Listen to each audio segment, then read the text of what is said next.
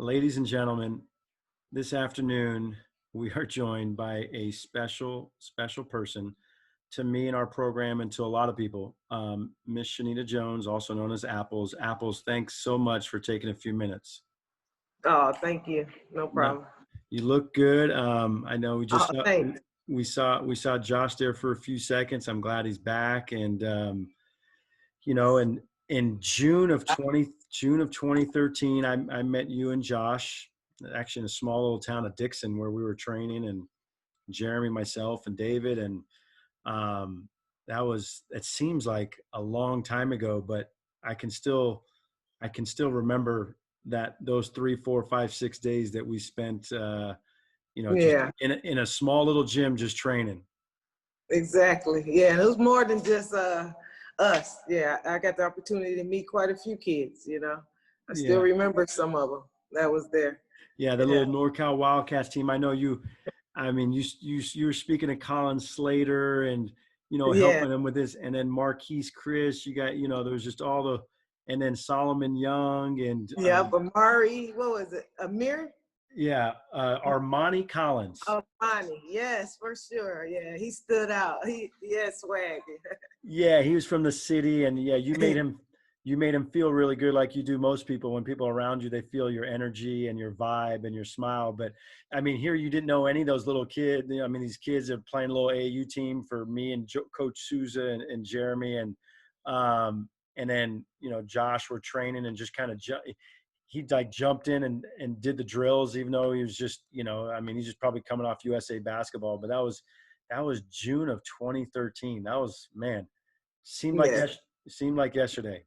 Yeah, I remember it vividly because you remember George. He ran it all.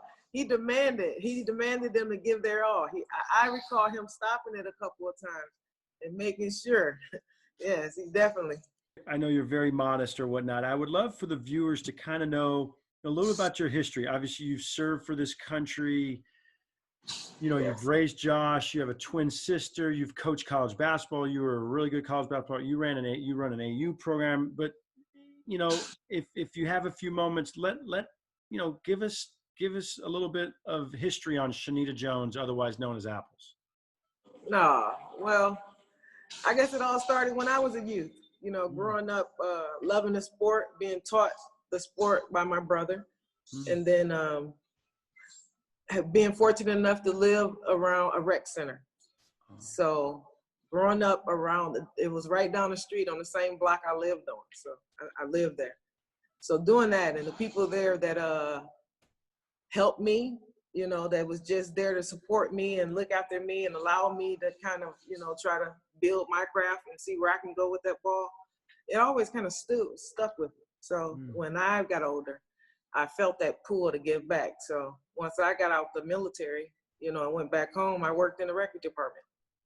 Yes, and it just kind of took off from there because Josh grew up in the rec department. I used to take him to work with me as much as my supervisor allowed me. But every day. Yes, you hear him? He said every day. Take your It's son. true. Take your son to work day. Make it every day. At least, at Yeah, least, at least he'll be shooting on the hoops back there. right. Although it was a work center, they had requirements. You couldn't bring your kid till they were 5. My kid wasn't 5 yet. And I needed a job. So supervisor, she grew to love us. She loved Josh. Shout out to Miss Rose. Mhm. But yes, so doing that, and it kind of went from there with him, picking up the game and doing pretty good at it and stuff. So opportunity came along. It's just like, I don't know, opportunity meets preparation, and it's Mhm. just taking the faith and doing it. And I guess that's what got me here today. Here we are, June of 2013, and sometimes I tell people I was kind of retired. And my wife had just given birth to Annalise, who we just saw a few minutes ago, and then almost getting pregnant with Alea, who was born in 2014.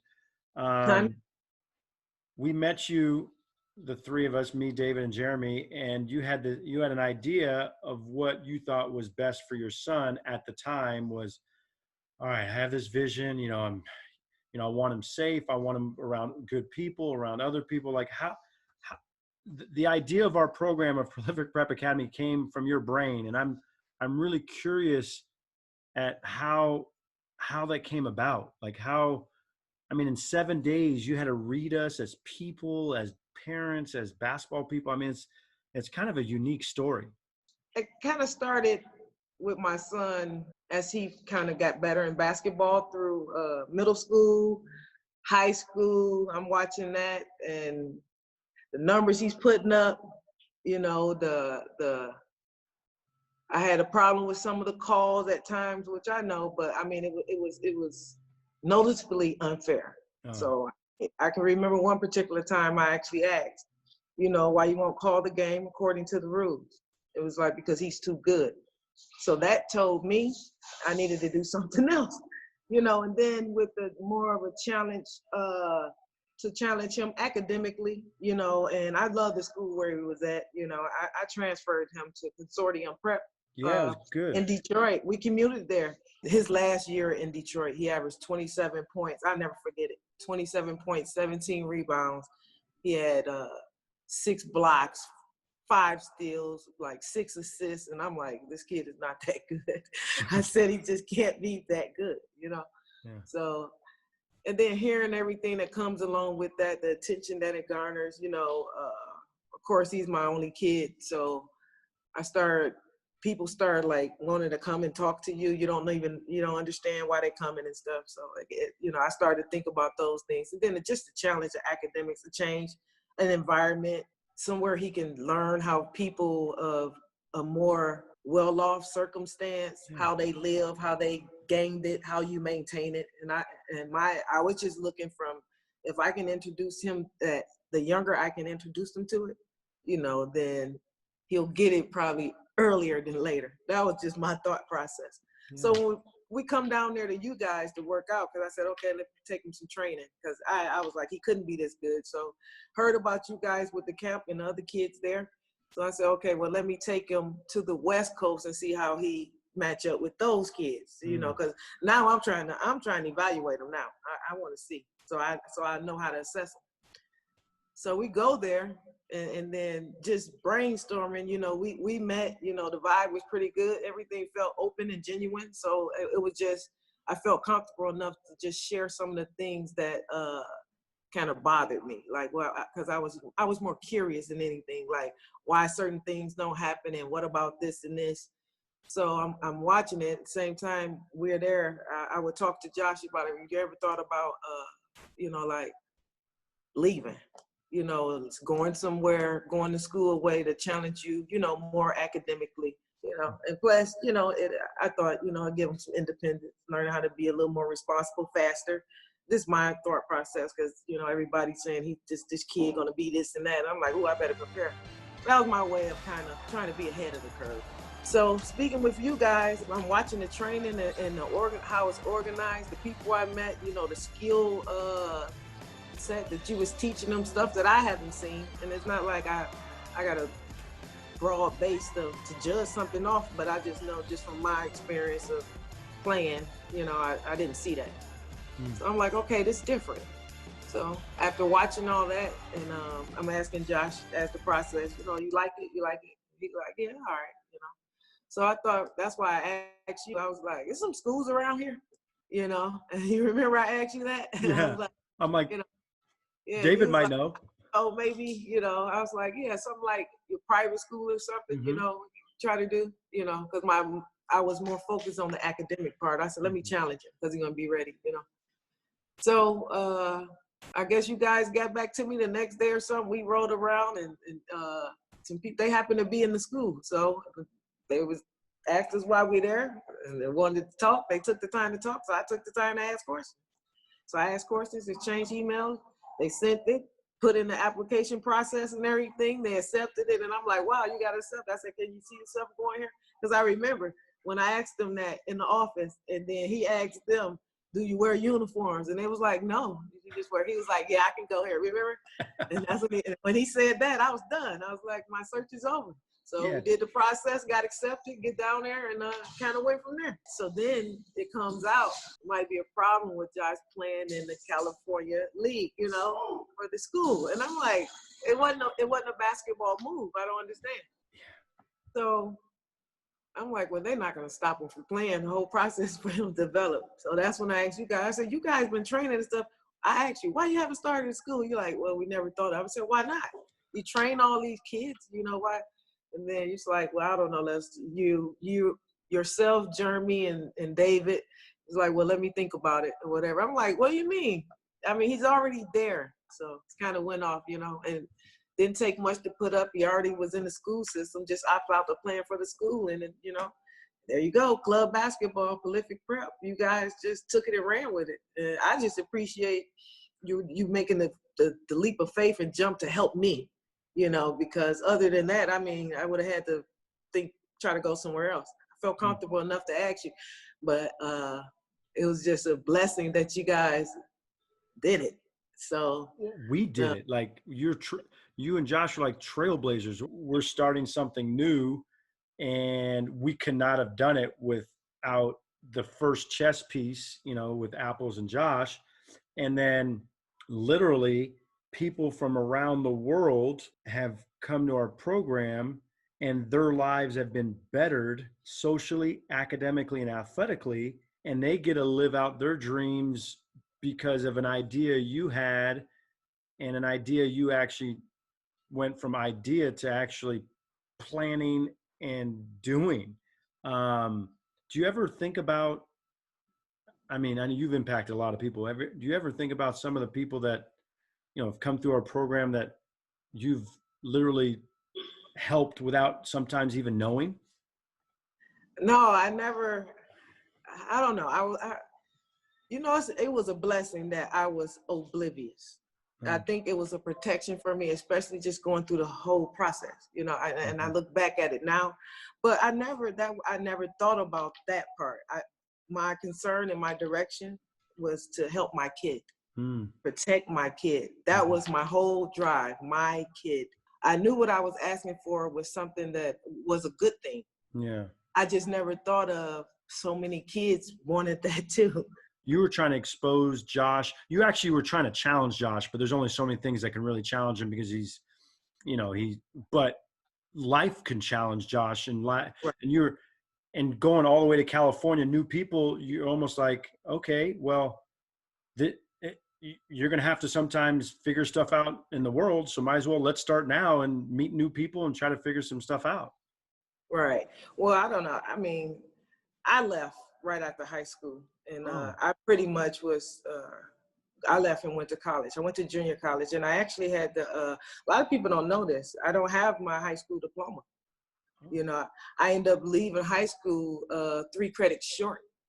So I left my whole summer, and I went to a small town, Iola, Kansas, and I stayed in the dorms, the only one for the whole summer. And I was a kid. I was the only one there on campus studying for my GED, working out in basketball, and taking college classes.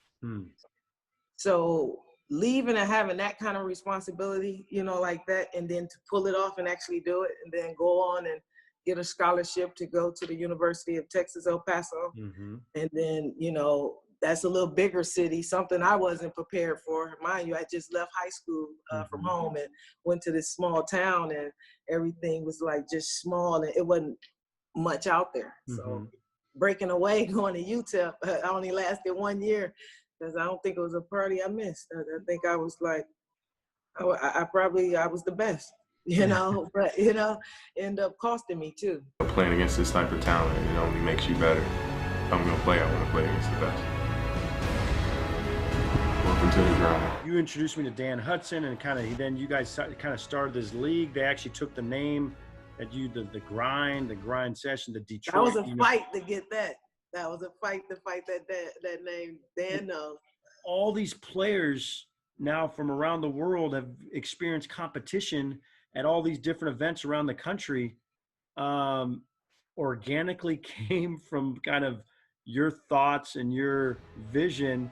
I just was on a podcast, and 1,700 players have gone on to college from the grind session in the last 3 or 4 years or whatever it is, and their education gets to get paid for, but they also got a chance to play on a platform. They might have been from a small town in Mississippi, or they might have been from, you know, Guinea or Mali or Detroit, whatever it is, and now they get to compete on a platform against other really good players, which so many people yearn for.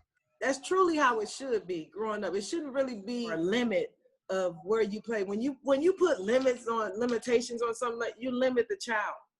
And I think they're starting to see that now. And you know, that limit, I think the limitation came about because it was about some self-control, you know, of other people's interests. Now, you know, Josh is in the NBA and you're asked to sometimes speak at different places with teams and stuff. It's very important to you. Every time you speak to people, you feel as though it's your duty to really enlighten, whether it be parents or players. Tell us a little bit about that responsibility now, as a mom that's been through a lot. Well, I think it's just our duty, especially someone who's been blessed and fortunate enough for me to actually walk it and get to see, you know, especially the good and the bad. I think it's our duty to reach back and give the honest truth and try to, you know, if they ask questions, try to give them the right answers. You know, as far as when I say a right answer, I mean giving them like a resource of what you would do. And I'm just blessed enough that they even care enough to know like how I did it and what I think, you know. And some of the things I did, I think it protected us. It helped me, you know, and I'm thankful for that. But what they're doing with Grind Session and Tanager Sports, and that, I mean, I think I believed in it from day one. That's why I went up there and I brainstormed with them, you know. No, great group of guys, love them. Every time I go there, and they still invite me in and try to pick my brain and do better, you know. But it was actually needed. It's nothing like it. I couldn't believe it took that long for something like that to come into play. Yeah. But, and you were, I mean, some of the things you were telling me that I didn't realize, at me growing up in California, whatever, I didn't realize so many states didn't have a shot clock. You were telling me stuff like, I didn't realize that some states would limit their school from traveling like 200 or 300 miles and you wouldn't get to go to a national tournament. I didn't even realize that existed. Like, and trying to break down those barriers so everyone can get looks or everyone can get opportunities. That was one of the reasons why you were pushing so strong for teams from all over the country to be able to experience something like that. It's groundbreaking. And now, you know, the Grind Session is thinking about, hey, how can we make this better? Should we, you know, can we do something where the next set of guys can feel comfortable enough to explore all their options, either going professionally right out of high school to the G League, like Jalen Green just did this past year. Beautiful. Talk to me a little bit about, you know, that thought process where one of the things you've always liked is as many opportunities for the kids and parents to choose. Yes. Well, I look at it like this, you know, we send our youth, our kids to school to learn, you know, they on the schedule, right? And the reason why somebody tells you what time you go to this class, what time you eat, what time, it's a structure. It prepares you as an adult. Mm-hmm. So you go from that going to college. Mm-hmm. Now it's just wiped away from you. You're responsible for going to your classes, finding you something to eat, making it to your practice. You know, you're just told time, you make it on your own. You know, you're not in a building. So it's a learning curve there. And I think that curve has a lot to do why a lot of kids fall in the gaps. Mm. What prep school does, in my opinion, and why I look for it, and I don't even like calling it prep school because I don't, unless you're saying it's prep them for life. Yeah. But people like to look at it like prep and you just think basketball. Yeah. What it gets, they're learning how to multitask and become independent and responsible at a much earlier age. The load is heavier. It's something you're going to do later in life as an adult. You can't wait till they're adults to teach them how to be an adult. You know?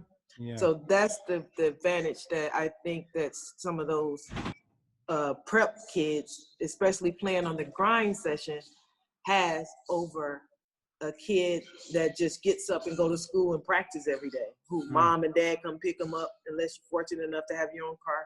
But it's not enough. And I mean, they can handle it. I mean, they mastering Twitter and Instagram, Taco, and I mean, they can handle it. I mean, it's time to raise the bar. You know, we can't just think they can't do it. If you raise the responsibility, you get the better effort. And that's just really what I did with my son all his life. I just happened to be his mom. So here we are, 2020. you like challenges, you like ideas, you like to do things for others. What do you see for you in the next 3, 4, 5 years? What's your next challenge? Who's the next group? Who do you want to impact? You're always doing some project. You're always helping someone else out. You're always, what is Shenita Jones, also known as Apples? What's her next 5 years? What are her next goals in life? Oh, wow. You know, people have different roles in life, right? Mm-hmm. Yeah. I'm doing my dream. Yeah. I mean, what better way can you do? We go through life, and to me, I kind of sum it up like this. You go through life, everybody leaves seeds. Walking through life, knowingly or unknowingly, you're gonna leave a seed.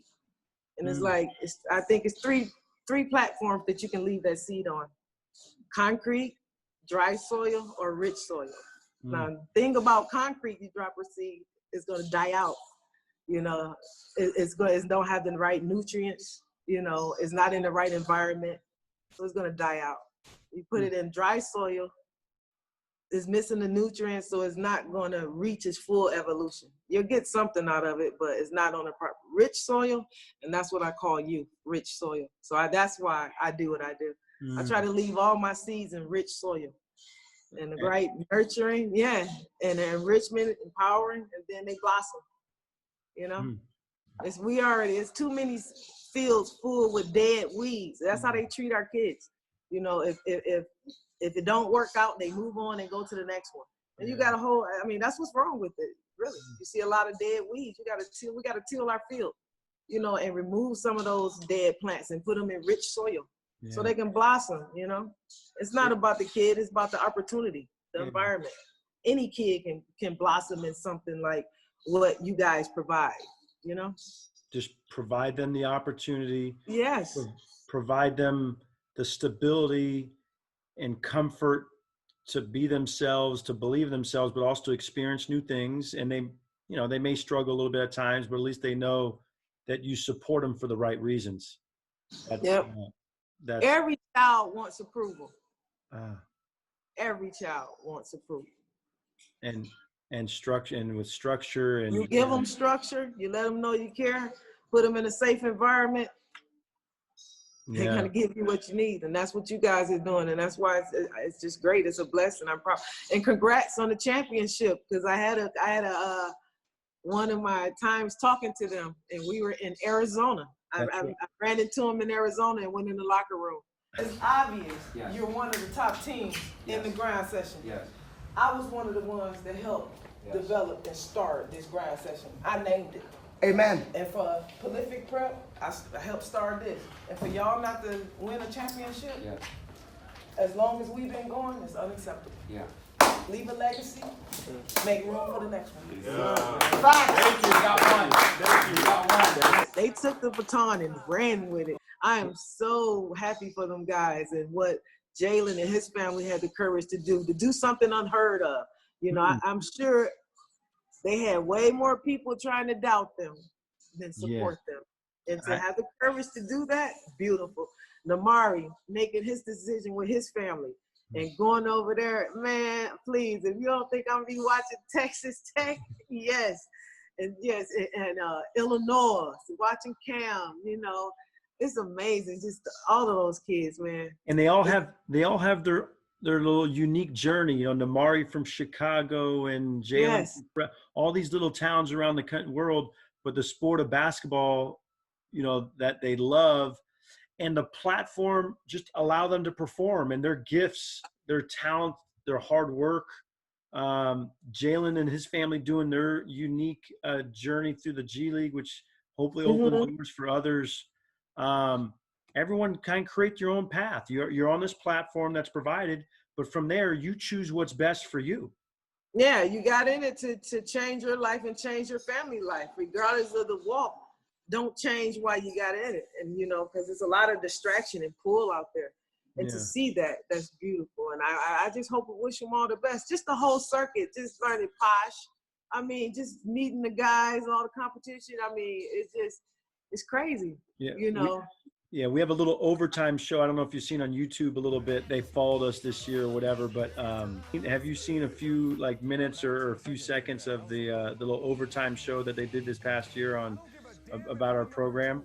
I ran across, I think, your last episode, and I'm like, wow, they got a podcast. Beautiful. Like Dan just sent me the last podcast that Grind Session. I wasn't aware that Grind Session had a podcast. So no, I mean it's beautiful. They need to interview you. Ah man, wow. We wanted to, just take a few seconds, one, to say hello, and two, to say thank you. And I think you're a grandma now, right? Is that correct? You're now a grandma? I am.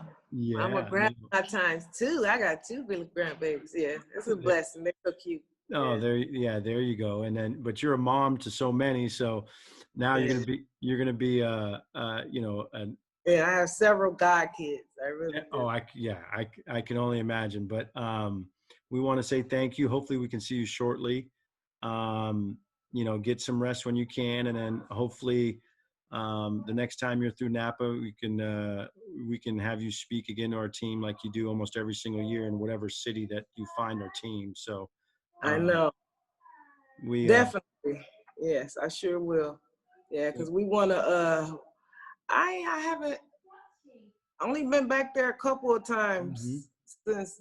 I've probably been back there 5 times since Josh left, but not really getting back and per se like prolific prep, because I would love to come back and like meet the kids earlier. Yeah. Because it's just kind of a standard and an expectation. But I know you guys, you hold that real well because they always competing. But that's what it is. Every kid that come through there, they commit to giving they all on and off the court. So no, you guys been blessed and fortunate enough to come across great kids. No, you guys are trailblazers and started this with us and back in 2013 with that idea. So, well, we appreciate the time you took today, Apples. Safe travels to Detroit for a few days and then potentially to Kentucky. Say hello to all your family, and we'll talk to you soon. I sure will, and take care. Yeah, because me and Naomi like sisters. We keep in touch. That's my home girl. Yeah, I love Naomi. Oh man, she's a good mom like you are. So yes, you guys raise cool. good kids. But no, man, I thank you. I appreciate that. It's very kind. No, we thank you, Apples. I appreciate it. We'll see you shortly, and we love you. All right, love you guys too. Take care.